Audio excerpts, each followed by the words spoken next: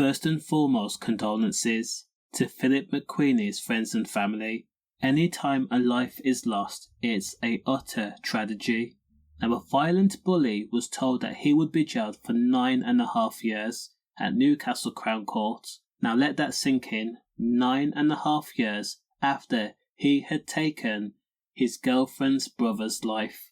46-year-old Pearse Kavanagh had used his hulking 19-stone frame to subject his girlfriend Sarah McQueeney to deplorable treatment that was almost like a slave and master relationship.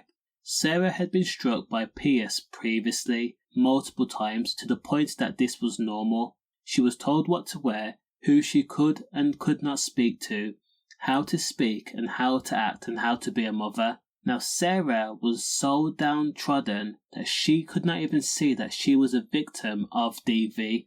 Now Pearse Kavanagh classed his piss-poor treatment of his partner as nothing more than tough love. He had to show her how a woman should behave.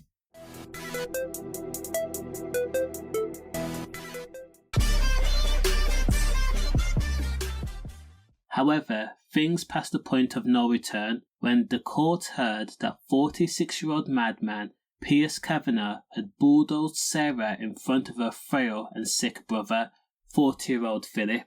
Now Phillip had watched on in horror as Pearse had bored his huge hands into a fist and then directly put it in front of Sarah. He then began to wallop her repeatedly in the face. Bang, bang, bang, bang.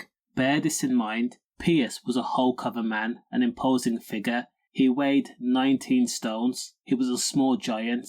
Phillip weighed only 7.5 stones, and he had a lot of health issues that limited his quality of life. Phillip was classed as frail. Still Phillip, even though he was ill and still sick, watched his sister be treated like she did not matter, like something that was subhuman, below par. With courage and bravery, Phillip had stood up and he told Pearse to get off his sister.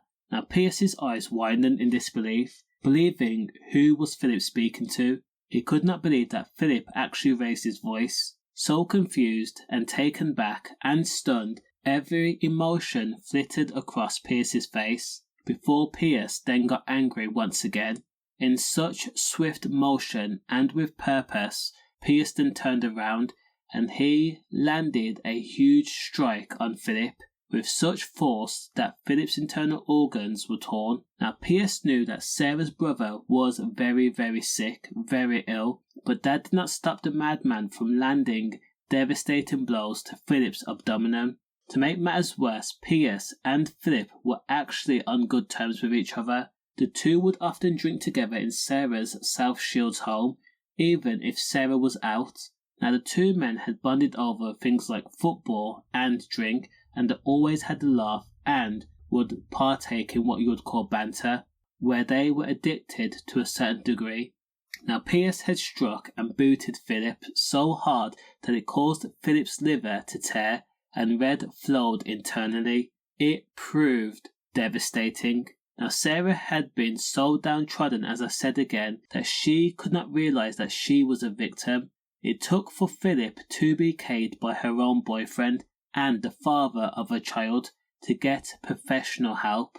And with the professional help, Sarah says that with the help of various professionals, I've come to realise I was a victim of DV. This culminated in the M of my brother Phillip, and I worry the fallout will be everlasting. How do I tell my son that his dad caged his uncle in the very house that we're still living in? Sarah went on to explain that even though she was still living in the house where her brother had been caged, it was a constant nightmare and a constant reminder of what had happened.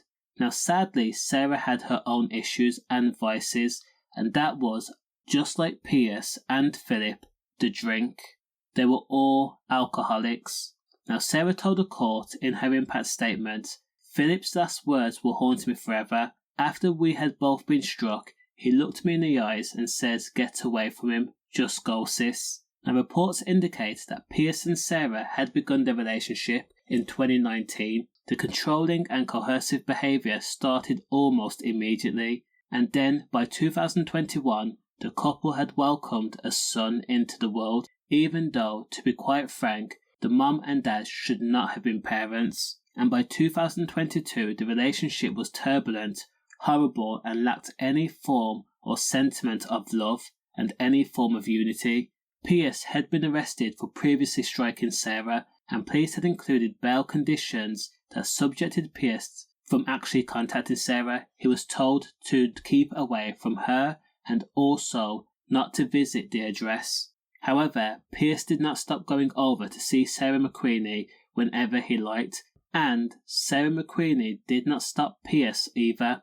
Whether it was a bust lip or a swollen cheekbone, cracked ribs, black eyes, Sarah and Pearse would often still drink together and still take comfort in each other. And tragically, on the day of the year, which was July 19th, Pearse Kavanagh and Phillip had been drinking in Sarah's home. This was routine, and nothing was out of the ordinary. But during the binge session, when Sarah returned home, Pearse had quickly become irate and started shouting and swearing at Sarah. Now Sarah was unable to defuse the situation. She could not even get a word out, because before she could open her mouth, Pearse had struck her, causing red to leak from her popped nose. Now that was when Phillip stood up and says, "Leave my sister alone and get off her."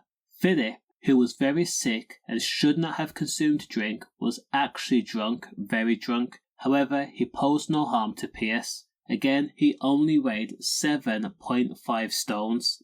That was when Pearse turned his attention onto the sick man, his friend, his girlfriend's brother, and then struck Phillip in the stomach before booting him. Phillip was left on the floor, his skinny legs and arms frayed in all directions. Phillip had suffered fractures to 4 ribs, internal tear to the liver and other parts of his stomach, and internal red leaking. Phillip was taken to hospital where his condition worsened before he was tragically pronounced dead. Now as for Sarah McQueeney, she had 2 black eyes, a popped nose, a cut, and also swelling to the ribs, and a loose jaw.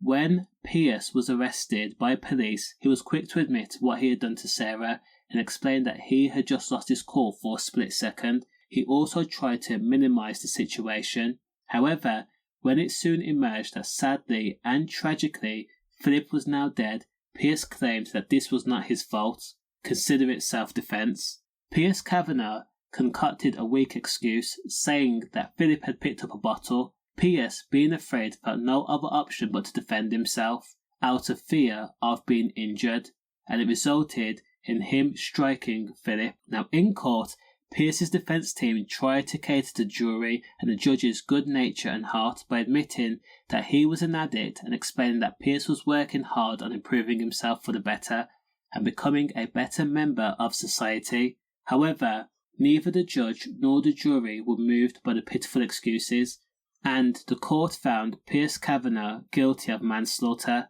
The judge then explained that Pearse would have to serve 9.5 years in jail. So the question is, does the crime match the sentence? Let me know. Stay safe, and as always, condolences.